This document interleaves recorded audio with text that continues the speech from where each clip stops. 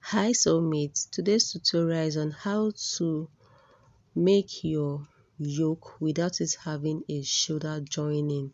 Now this is my pattern. I have the front yoke pattern and the back yoke pattern. Now you're going to place your front yoke pattern on a straight line. Can you see? Then you're going to place the back one, that is the neckline. Then we have the shoulder, so you're going to place the shoulder on each other. Now this yoke is the one that have a keyhole at the back. You can do the other one that does not have a keyhole at the back the same way. Just follow these steps. So when you place them on each other, make sure the both neckline matches each other, and you tilt the back yoke on top of the front yoke. Now this yoke does not have a joining allowance, that is the half inch we normally add. If your yoke have half inch, place them on each other. Then you use your masking tape or your sellotape to hold them together.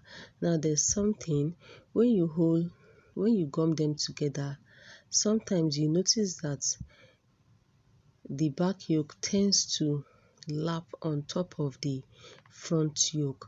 Now this is me measuring the excess of the front yoke that was going inside.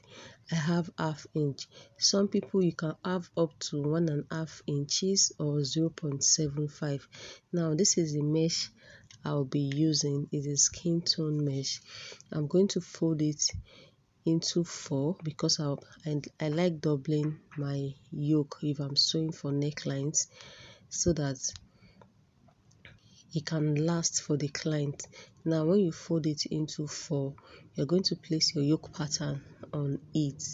Then you're going to cut the neckline first. Now the neckline, it depends on you if you want to have sewing allowance or add sewing allowance to it. But if you don't want to, you can cut exactly, but if you want, you can add half inch to it. Now towards the keyhole side, I added half inch to it because the pattern already have half inch.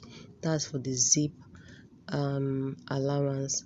Now the keyhole side, I did not add allowance to it. So guys, we are now going to come to the main work for today.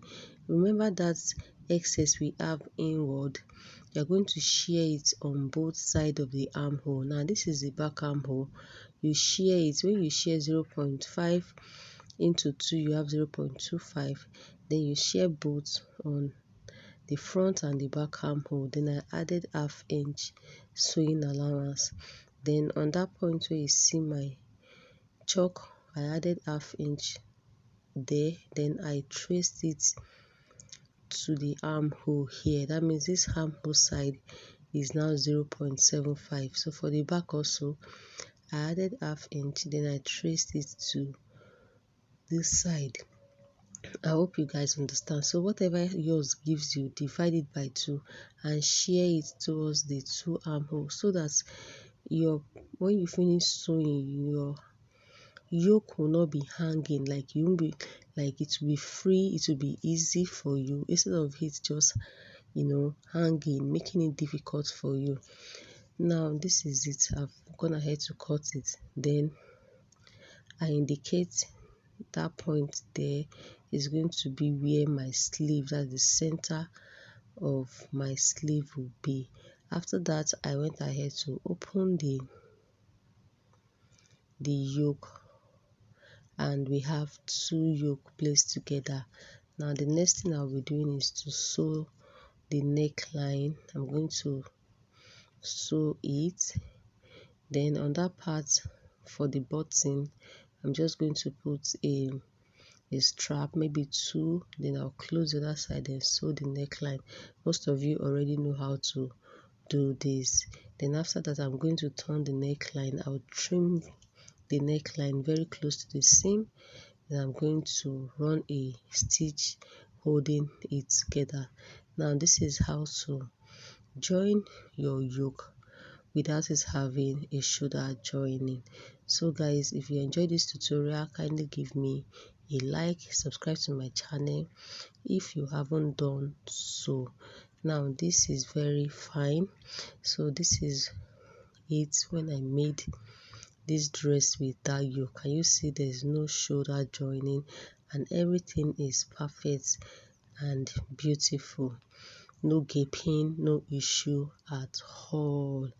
So thank you guys for watching this tutorial. I'll see you all in my next one. Bye.